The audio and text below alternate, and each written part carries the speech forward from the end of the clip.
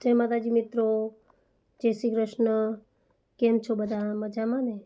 મારા યુટ્યુબ મિત્રો મજામાં હશે એવી આશા રાખું છું અને ખાસ લાઈક સબસ્ક્રાઈબ કરતા રહેજો મારા મિત્રો।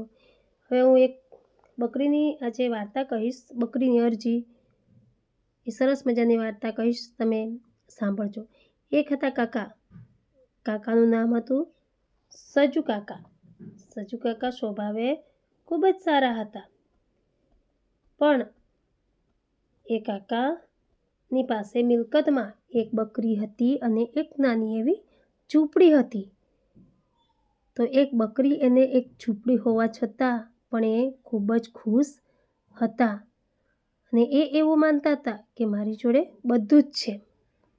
તો અત્યારે જમાનામાં તો તમે જાણો જ છો કે થોડું ઘણું હોય ને હજી વધારે હોય, વધારે મળી જાય, આટલા રૂપિયા, મારી જોડે ગાડી હોય, મારી જોડે બંગલો હોય, મારી જોડે સારો એવો મોબાઈલ હોય, એવી રીતે સારા કપડાં, અત્યારે ફેશન પ્રમાણે કપડાં જોઈએ લેડીઝ, જેન્ટ્સ ને છોકરાઓને, તો એવું બધું માનતા હોય છે। પણ આ સજુ કાકાને તો માત્ર ને માત્ર એક ઝૂંપડી અને એક નાની એવી એક બકરી હતી।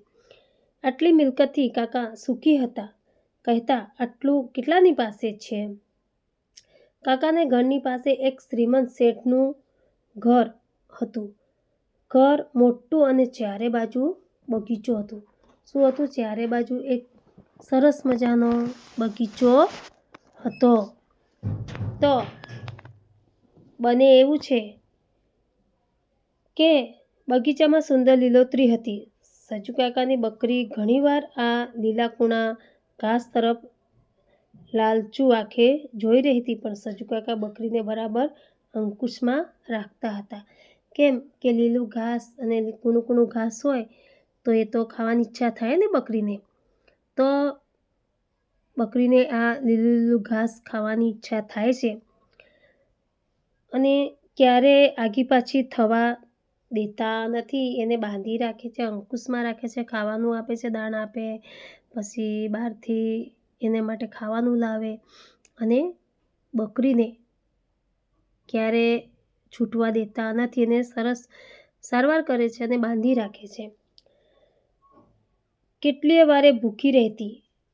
હવે એ દૂધ પણ ખૂબ ઓછું દેતી હતી, કેમ કે એનું નાનું બચ્ચું હશે તો એ દૂધ હવે ઓછું આપવા માંડે છે, કેમ કે તેને વ્યવસ્થિત ખાવાનું મળે તો એ બકરી દૂધ આપે, પણ એને દૂધ પણ હવે ઓછું આપવા માંડી છે। એ કહે, બકરી તું દૂધ દે। બકરી કહે, કાકી તું લીલુંછમ ખાવાનું દે। કાકી કહે છે, કાકી શું કહે છે કે બકરી તું દૂધ દે।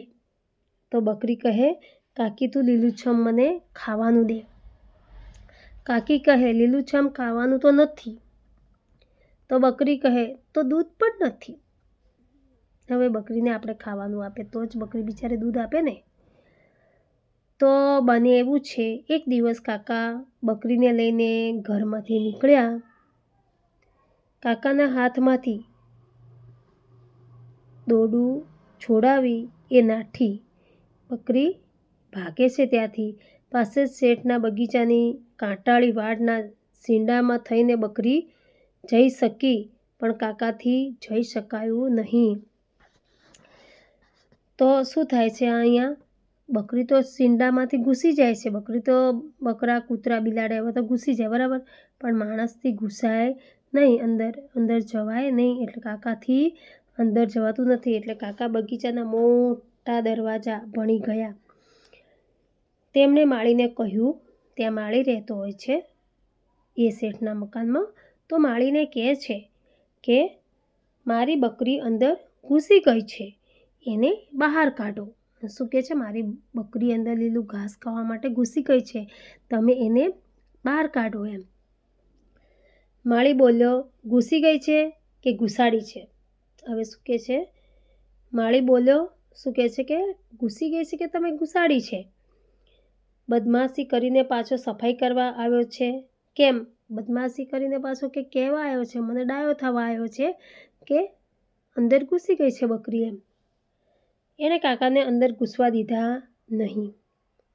અને ડાંગ લઈ બકરીની પાછળ પડ્યો. ડાંગ લઈને પેલો જે માળી હતો તે માળી બકરીની પાછળ પડે છે અને આમ દોડે તેમ દોડે, આમ દોડે તેમ દોડે અને એની પાછળ પડે છે. જોયું તો બકરી લહેરથી નાના નાના છોડની કૂણી કૂણી પત્તીઓ ખાતી હતી બિચારી. સરસ કૂણા કૂણા પત્તા એ ખાતી હતી બકરી. એ માળીએ એ સજ્જુ કાકા જુએ છે. એ જોઈ અને એ વખતે પછી માળી પણ ત્યાં જતો રહે છે. એ જોઈ માળીને ગુસ્સો ચડ્યો. કૂણું કૂણું ઘાસ ખાતી હતી ને બકરી, એ જોઈને માળીને ખૂબ જ ગુસ્સો આવી જાય છે. તેણે બકરીના માથામાં જોરથી ડાંગ ફટકાર્યો. શું ફટકારે છે? ડાંગ જોરથી ફટકારે છે અને બે બે બે બે કરતી રાડો પાડે છે. બે બે બે બે કરી અને ચીસ પાડી બકરી ત્યાં જ લાંબી લસ થઈ ગઈ. શું થાય છે? માથામાં વાગી જાય છે અને ત્યાં લાંબી લસ આડી પડી જાય છે ત્યાં. તો હવે શું થાય છે મિત્રો? જોઈએ આપણે આગળ. તો માળીએ સજ્જુ કાકાને કહ્યું, લઈ જા તારી બકરીને. અને માળી શું કહે છે કે તારી બકરીને તું હવે લઈ જા. અને બકરી તો ક્યાં પડી હોય છે? એ બગીચામાં જ પડી હોય છે લાંબી થઈને. બકરીને મરેલી જોઈ અને તરત જ પેલો જે દંડો હતો એ માથામાં વાગી જાય છે અને વાગી જતાં સાથે જ બકરી ત્યાં શું થાય છે? મરી જાય છે. અને એ સજ્જુ કાકાની બકરી બહુ જ વાલી હોય છે અને એ મરી જાય છે.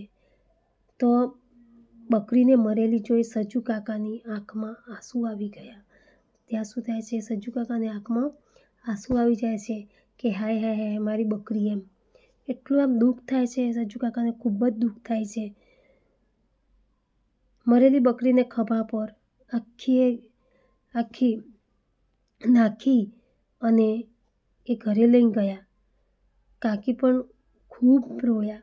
કાકી પણ રોવે છે કે બિચારી, કેમ કે આખા ઘરનું દૂધ બકરી જ આપતી હતી અને બકરી એક એમનું બાળક જેમ. કેમ કે રસોઈ બનાવીએ ત્યારે વધતું જે વધે રોટલી એ પણ શું કરે છે? બકરીને ખવડાવતા હતા. અને બકરી એક એમનું કુટુંબમાં વ્યક્તિ જેવું હતું અને એ ખૂબ જ બકરીને પ્રેમ કરતા હતા. હવે વાર્તામાં આગળ શું થાય છે એ આપણે જોઈએ. રોતા રોતા એમણે કહ્યું, જાઓ માળીને સામે શેઠની ફરિયાદ કરો. માળીની સામે શેઠને ફરિયાદ કરો.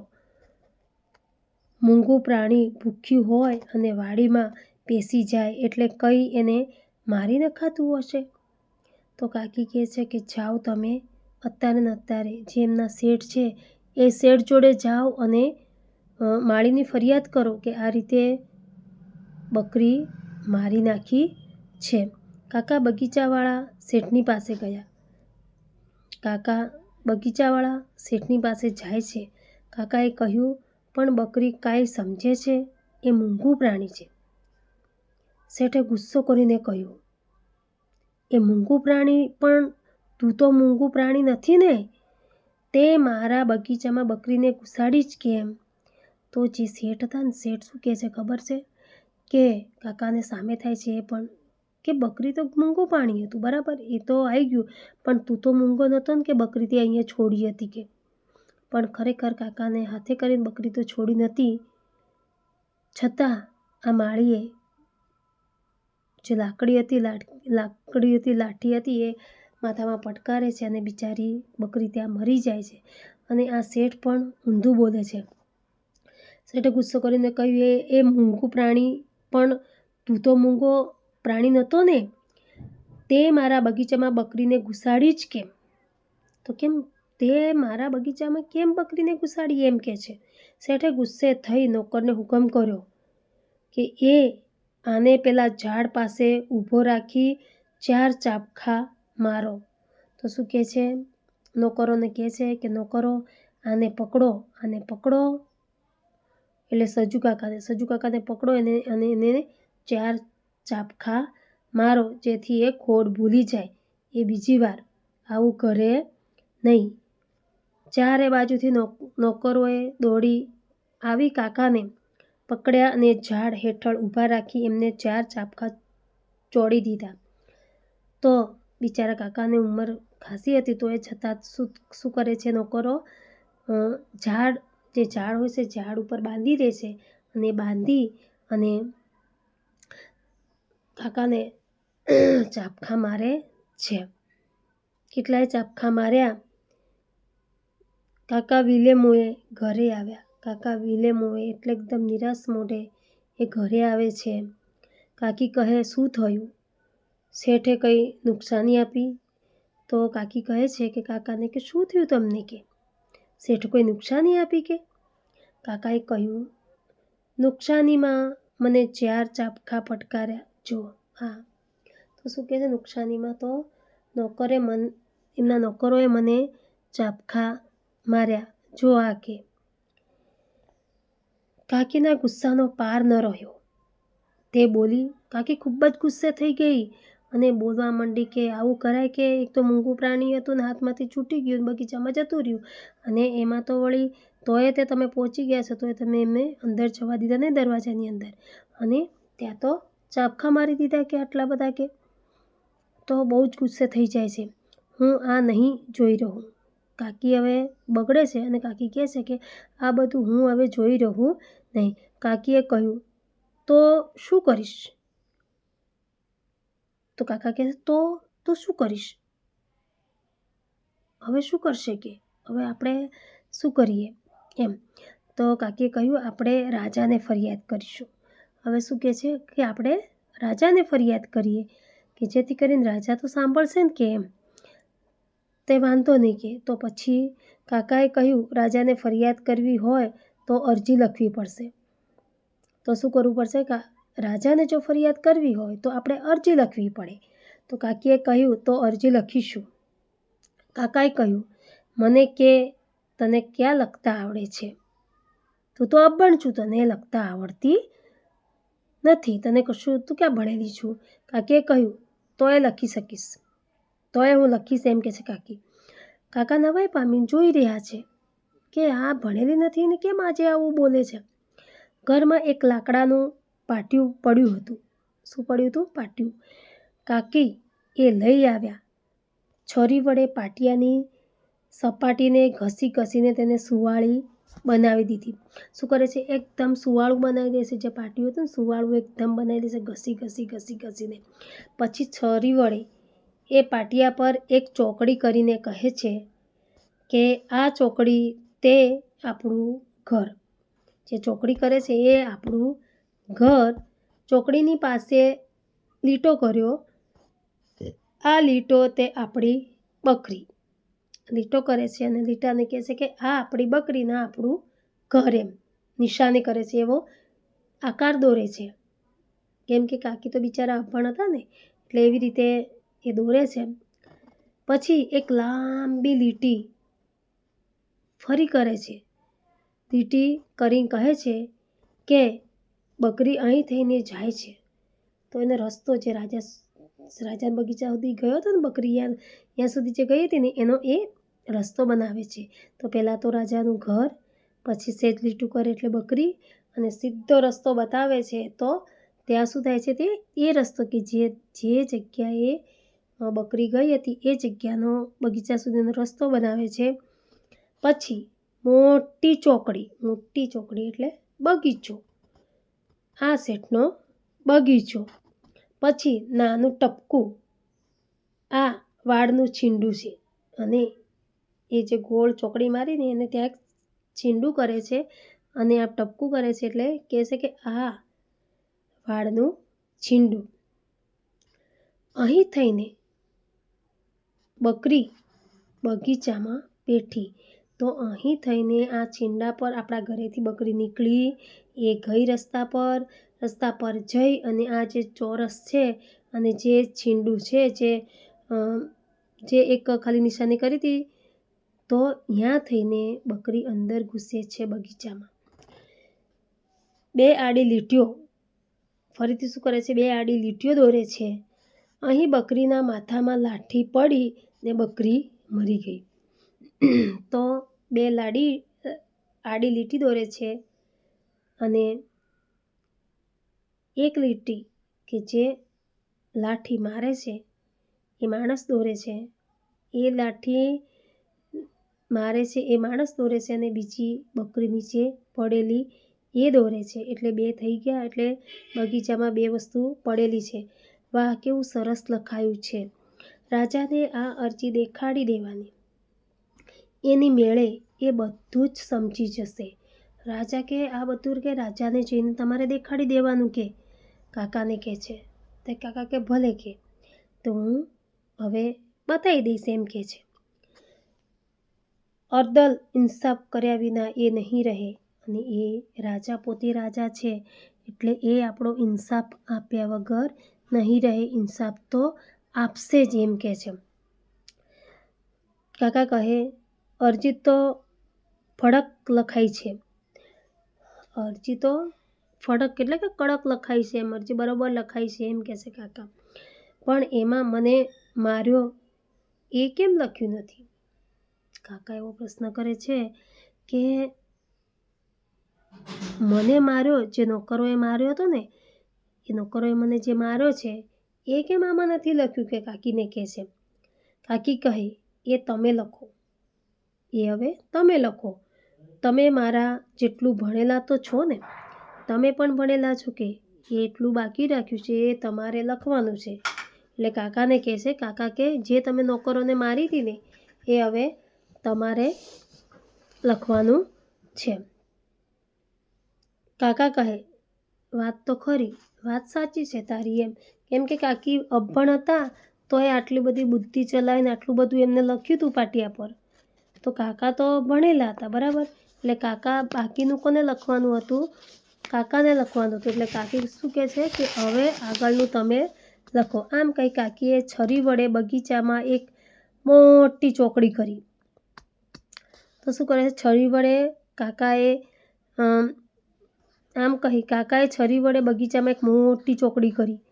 તો હવે કાકા ચોકડી કરે છે મોટી. આ શેઠનું ઘર.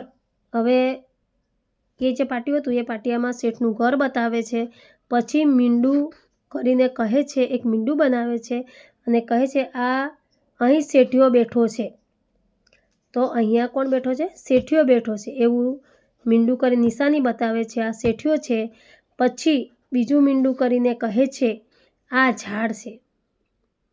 કેમ કે કાકાને ત્યાં બાંધ્યા હતા ને, કાકાને બાંધીને ત્યાં માર્યા હતા, એટલે એ ઝાડ બતાવે છે કે આ ઝાડ છે. અહીં મને ઊભો રાખ્યો છે, અહીં મને ઊભો રાખ્યો છે. પછી મીંડા ઉપર 4 ઘસરકા કરીને કહ્યું, 4 ઘસરકા કરે છે મીંડા પર, અને 4 એ ઘસરકા કર્યા એટલે આ મને 4 ચાપખા માર્યા છે. કેટલા ચાપખા માર્યા હતા? 4 શેઠના નોકરોને 4 ચાપખા માર્યા હતા. એ મીંડા પર ઘસરકા કરે અને 4 ચાપખા ત્યાં બતાવે છે. કાકી કહે બિલકુલ બરાબર, કે આ બરાબર છે. જેવી અરજી લખવી જોઈએ તેવી જ લખાઈ છે. હવે તમે આ લઈને રાજાના દરબારમાં જાઓ અને રાજાને તમે આ બતાવજો કે આ રીતે અમારી અરજી છે. તો રાજાને શું કહેવું થાય એમ? ન્યાય તો મળશે, તો 100% આપણને ન્યાય તો મળવાનો છે, કાકી કહે છે. કેમ કે તમે ગુનો કર્યો નથી છતાંય શેઠના નોકરોએ તમને સજા આપી છે. આમ કહી કાકીએ પાટિયામાં કાણું પાડી તેમાં લાંબી દોરી પરોવી. દોરી કાકાના ગળામાં નાખી પાટિયું કાકાના બરડા પર લટકતું રહ્યું. હવે એક કાણું પાડે છે અને કાણા પર દોરી બાંધી અને કાકાને બરડામાં લટકાવી દે છે એ પાટિયું. અને કાકા શું કરે છે?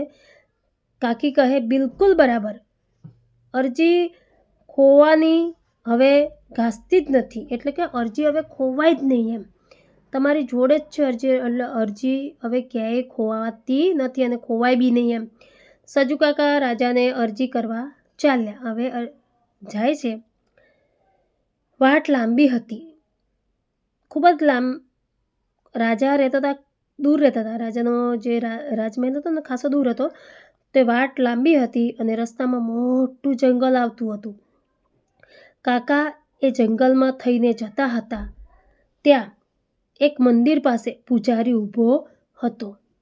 હવે મંદિર પાસે કોણ ઊભો હતો? પૂજારી ઊભો હતો. પૂજારીએ પૂછ્યું, ક્યાં ચાલ્યા દોસ્ત?